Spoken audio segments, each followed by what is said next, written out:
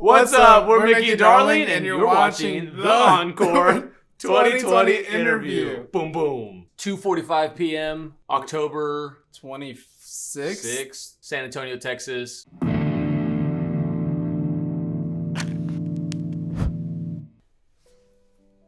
It's a lot of pressure, man. Current favorite artist right now, I'd have to say, is Sad Brad. I was gonna say the same thing, bro. And then if I had to choose another one, probably Honey with a U. You've been listening to them a lot. Yeah. I've been jamming their Yes album. So, dang, what a name. Super cute. My favorite artist right now is probably Coin. I've been listening to them like nonstop recently. They just put out a new EP too. I listen to that too, yeah. So good. I mean, the only soundtrack I even know by heart, The Perks of Being a Wallflower movie soundtrack, which I had it on vinyl. I think I gave it to somebody. But I really did like that one. That's how I first heard of like the Smiths and like Come On Eileen and stuff. That was super cool. Damn. Mickey Darling was in there too, I think. Actually, you know what? Now that I remember, I was really into the Black Panther soundtrack. That was like a really good one. That had Vince Staples, SOBRBE, Kendrick Lamar, George Smith.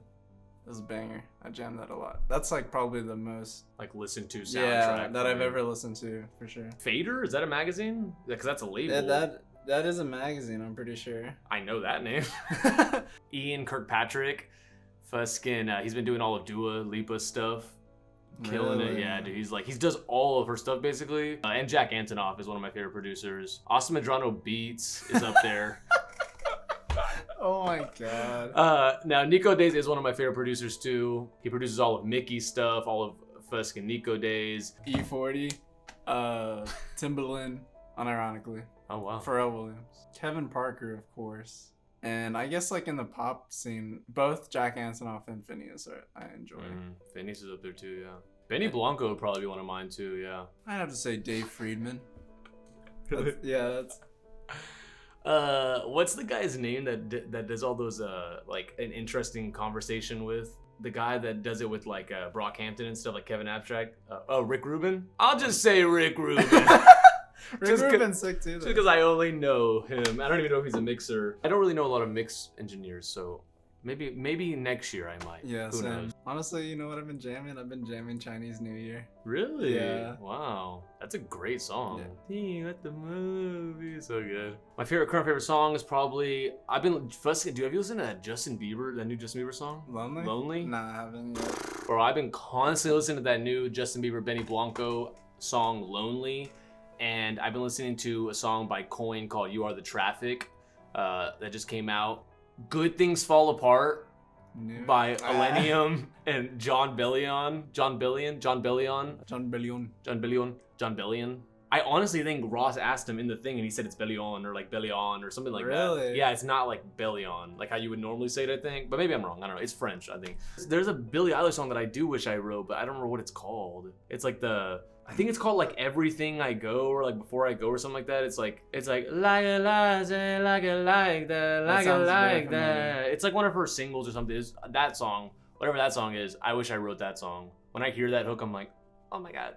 I'm like, that's all I say. I just say, oh my god, twice, and then I just stop thinking about it. Just call it there.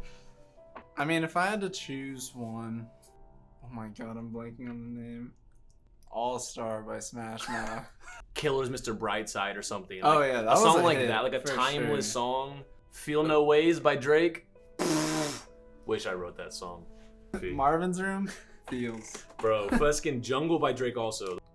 Probably Break Your Heart Twice. I feel like that's pretty vulnerable, and it was like a breaking point of becoming vulnerable, and I had never done that, so it was like I guess an iconic point in my life of just being okay with people knowing the truth, I guess. Dang, yeah. Deeps. That's by Nico Days, by the way. Sorry, by Nico Days. Yeah, I feel that. Probably, I only have 2 songs. I mean, probably Rough Sex. Now, I'd probably say Rough Sex by Sad Brad. That's my solo project. Fuskin. That song so feels to me, bro. I mean, I'd probably say Big Side, honestly. Big Side is like just a hitter. Heavy hitter. It's got a really catchy like lead. It's got a catchy freaking hook. This guy killed it on the lyrics. It was just a really fun song to make too. I'd probably say Reverse Cowgirl or Pity Party for me. Pity Party is like one of the funnest songs to me, and it's like so fuskin' like fusk you, like literally, but it's like I just love songs like that. And Reverse Cowgirl is so like fusk you for breaking my heart. So it's like also kind of like that. It's so cool. They're like real aggressive. Those two are our most aggressive songs, and I love them for that because they kind of deviate away from like our pretty synth indie pop sound. So I'll probably say Wallows is my dream collab personally. Honestly, I'll go out there and say Jack Antonoff. That's one of my top ones too. Yeah, I would just love to sit in a studio with that boy. Yeah, I think just challenging yourself to get better and like kind of being a student forever, you know, like always learning and always trying to one up yourself, get better, learn new things, you know, learn more theory or more production tips or how to, you know, sing better or how to write lyrics better or, you know, whatever the case may be. It's like there's infinite amount of things to learn about music. That's why it's kind of like never ending, and it can be very fulfilling because you can look back 3 years later and you're like, dang, I'm pretty decent at this stuff, which is really exciting. Because like 2 years ago, I didn't even know how to record a track, you know, and now I can actually like make a song, which is really cool. He summed it up very well. Like literally. Yeah, I mean, being better than you were yesterday, or at least better than you were last year, is cool. Deep. Personally, yeah, I'd obviously rather be an independent artist, but that comes with like a, you know, double-edged sword of like, oh, okay, well, we don't actually know if we'll ever really like blow up or make money, you know, support our families, you know, live the dream, travel the world kind of thing. But also we're not in crippling debt from a label, which is a very exciting idea too. We have complete creative control and we can kind of do whatever, literally whatever we want. What about you? Independent artist, based off what we've seen so yeah, far. based off what we've seen, just happy to be well versed in what to look out for when labels are trying to like reel you in. Independent, maybe for life, maybe not. I mean, yeah, I mean, it's obviously possible, you know, like if Chance can do it and people like that can like come in the scene and become completely independent and make an entire career off of it, it's obviously possible. It's just ideally a lot harder, you know. Label in a sense is kind of like a shortcut in a way if you think about like, you know, them paying for your marketing and management and like touring and stuff like that, but you lose a lot of the rights or your masters or your creative control or whatever the case may be for a quick paycheck or whatever the case. So ideally we'll be independent forever until or unless we get big enough to where we have the say, to where we can be like, okay, you don't, you know, we say what we want and you kind of just either deal with it or not. Really just, I'm not trying to be rich off music. I'm just trying to survive. Make a living. Yeah, make a living and be sustainable off of doing what I love the most. And the step that I've taken towards that is just not getting a job in 2020. You built a studio. Built a studio as well, yeah. I mean, same. I mean, I never plan or want to get rich off of music. I just want to be able to pay all my bills, have a house that I can live in forever, pay all my mom's bills, you know, help some of my family members out, and just live a comfortably content life. And that would be awesome. And the biggest step, I don't know, I've been in quarantine all year. I got a stand-up desk. You've been grinding. I've been grinding, yeah. I mean, I guess my biggest step is just daily disciplines of like working on music and sticking to my habits and my routines and my rituals and just getting better every day, you know, because I mean, yeah, I'm way better than I was back in March when quarantine started, which is really exciting. Really? I mean, it's just my friends that, well, you're like, we don't live together anymore, so he's like, I guess I'm under the impression that he's always grinding, so I'm like, all right, I gotta always grind too. Like I gotta be like, I guess at top of my game at all times. Yeah, like a friendly competition. Yeah, and that's, I mean, I feel like that's needed if we want to progress, because I mean, we're kind of like the only two who collaborate, I guess, and like where we get some of our information for producing and stuff. Having like a constant competition between us is like an inspiration to me, because then I'm like, dude, if I get better, you're gonna get better at the same time too. So. Exactly. Yeah, I was gonna say the same thing. I think the skin. Yeah, I mean, this guy inspires me the most. I've seen you grow, bros, from Shia LaBeouf, you know, like working on Shia LaBeouf, and it's so cool to see, you know, the whole sound has changed. We've both grown in so many ways. And I think the same thing, like whenever I'm like feeling non-productive or like low or bored or, you know, I don't want to do anything, I'm just like, dang, What is Oz up to right now, bro? Is he Just grinding Text, Among dude. Us? Just playing Among Us. Hey, dude, I'm baby. doing my task right now. And it's really hard to find inspiration, obviously. I mean, obviously other people inspire me, like David Goggins inspires me, and Buskin, Gary Vee inspires me and stuff, and Russ inspires me a lot. But it's so far away when it's like celebrities or, people you don't know, because I don't actually know what they're doing on a day-to-day basis, or and I've never actually spoken to them, so I don't really know anything about them personally. But with him, I can, with each other, we can really like pull from each other and be like, okay, well, if he was here, we would do this, or, I do this, or I want to get better at this, so then I can help when we're working on stuff at this, and stuff like that. I guess I'm grateful for the position I'm in, like being able to, I mean, really, I'm just like chilling at my parents' house, but like I'm grateful that they back the dream and back us, like trying to pursue our music career path, because in all honesty, it's kind of like a pipe dream, but also at the same time, like based on what we've gotten so far, it feels so close to being tangible and stuff. So I don't want to give up, and I'm so grateful that I have an environment that's like not pushing me to go to corporate America.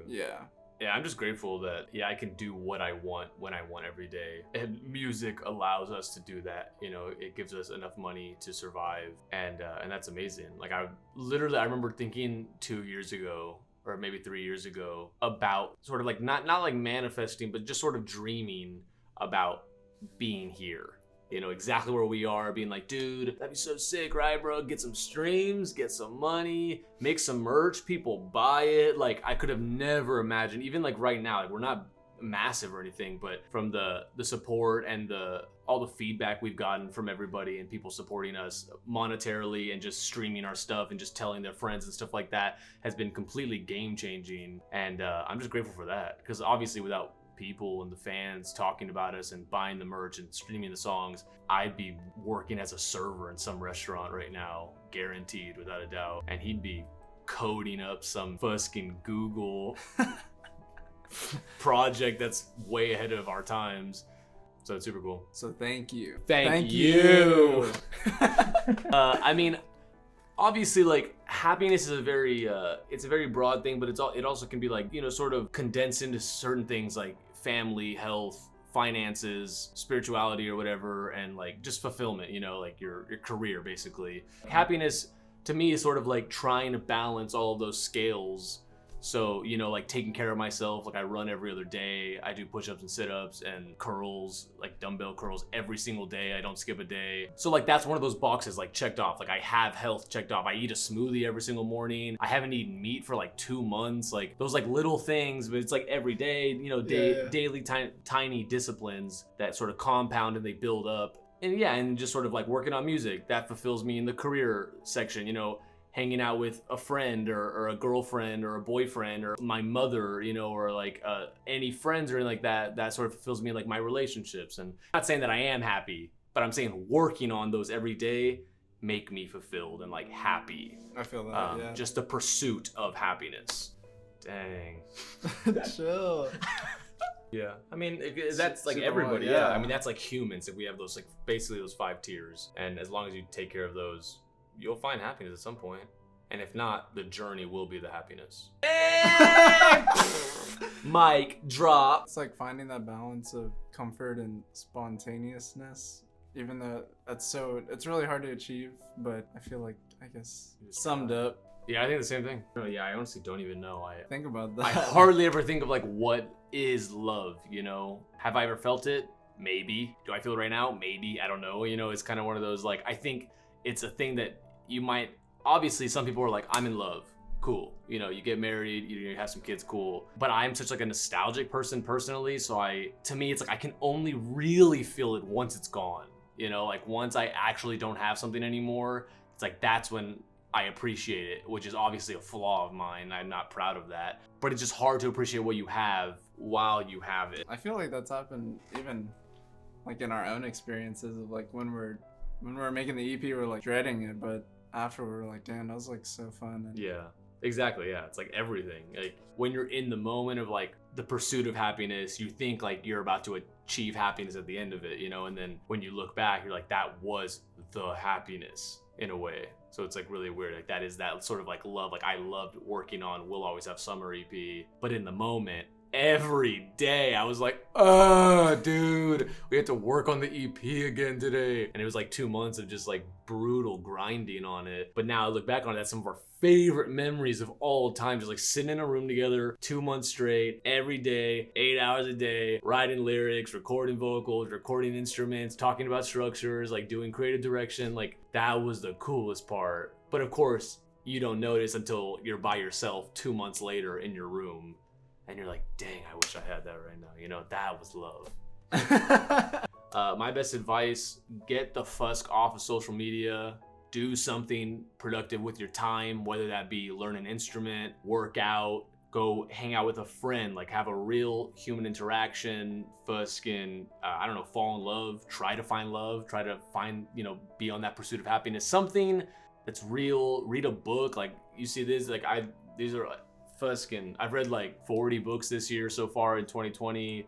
Damn. It's so, I mean, it's just, but it's like because I just genuinely start hating myself whenever I either don't work on music too much or I sit on my phone too much. And I think that's just like the cause of a lot of things going on right now and like mental health and stuff and feeling alienated or alone or awkward or, you know, like social anxiety and stuff. I think a lot of that just stems back from sitting on the phone too much. And there's like a really good thing. I think it's like on this book or something, but like on the back of it, it literally just says like, get off the internet for a little bit. Like the internet will still be there when you get back. And that's like what I always try to remind myself. Like whenever I have that sort of, that like dopamine fix that I want to like fill with like sitting on Instagram or something, I try to remind myself, you know, if I can wait it out and I can wait another 5 hours or so, the internet will still be there. You know, it's not gonna, just because I check it every hour, every 20 minutes, or every 5 days, it's gonna be the exact same internet, the exact same interactions, the exact same feed, it's all the same.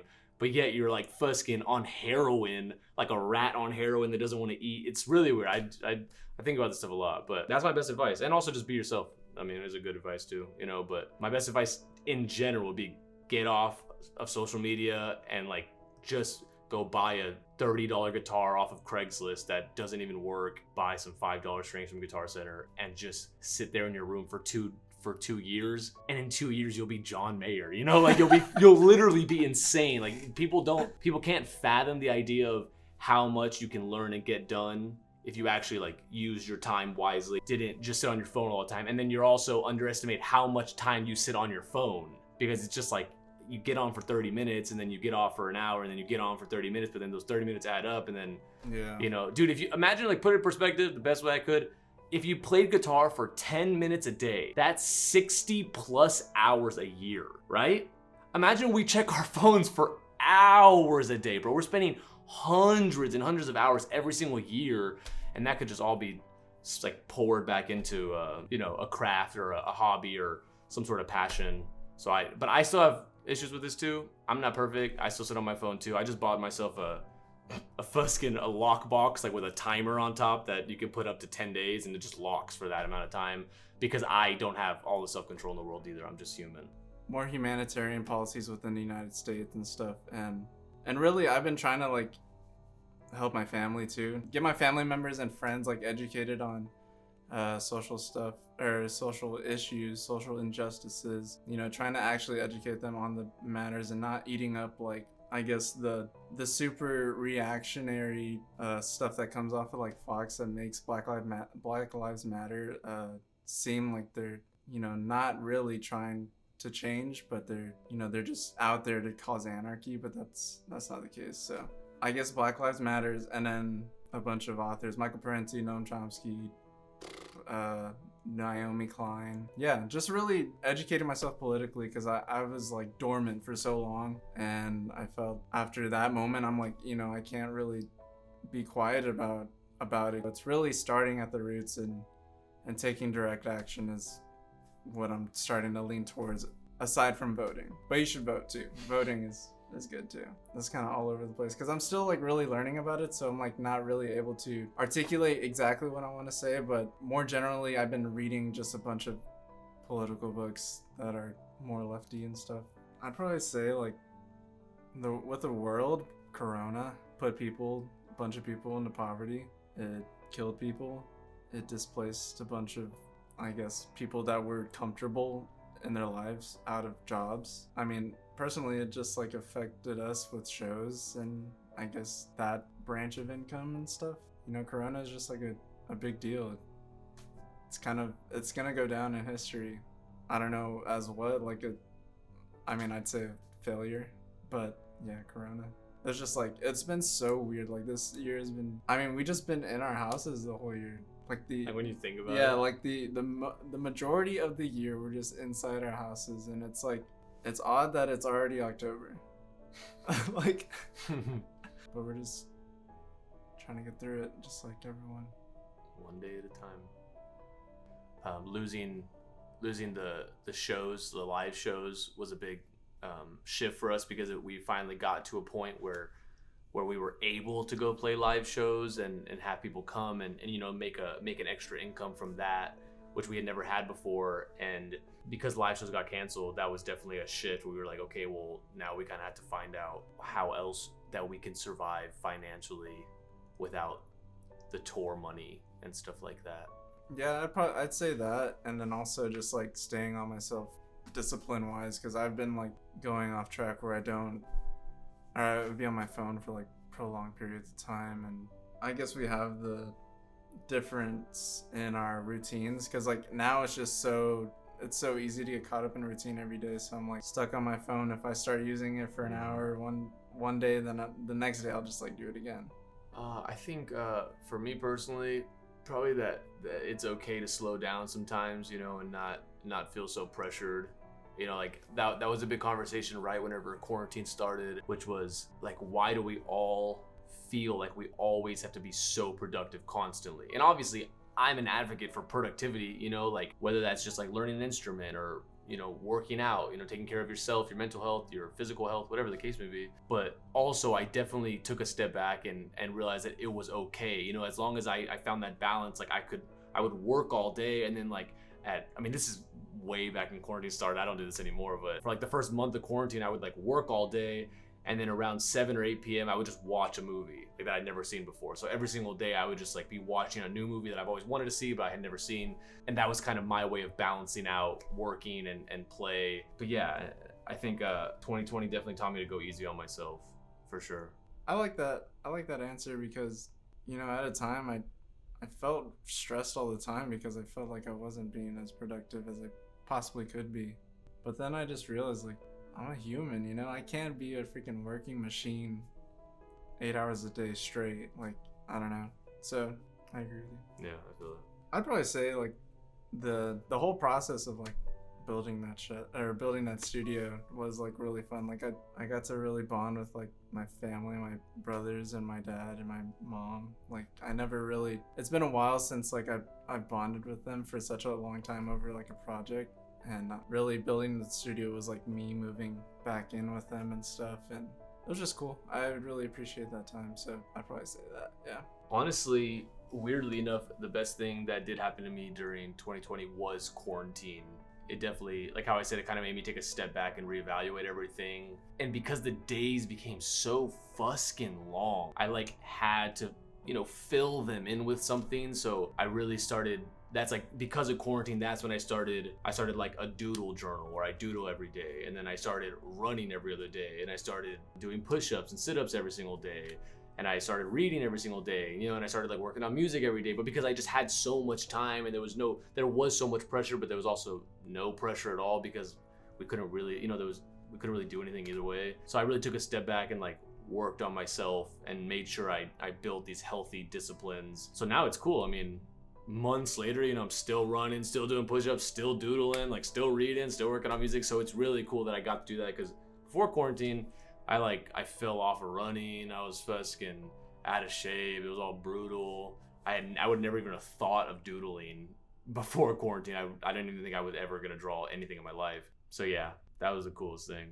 That's it. Yeah. I mean, I guess you're the funniest guy I know. I'm not even that funny. I mean, you're one of the funniest guys I know, but also you're the only guy I see also on quarantine. So you probably made me laugh the most, I'd imagine.